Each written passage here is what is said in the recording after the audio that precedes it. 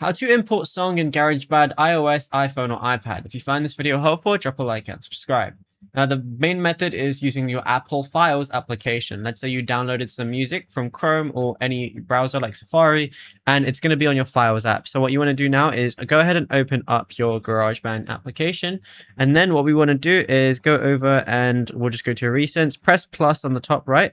And then you're going to see a few different things like audio recorder and things like that. So we want to go ahead and select audio recorder.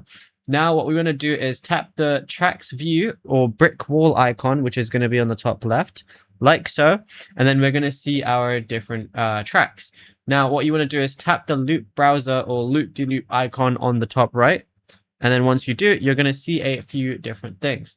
Now, once you press this, select the Files tab at the top, and then what you want to do is tap Browse. As you can see, I have music right there, but we can browse items from the Files app. But once you browse them, you just click on it, find whichever one you want. Let's say mine is this one right here. Then I can just drag it into here, and I'll be good to go.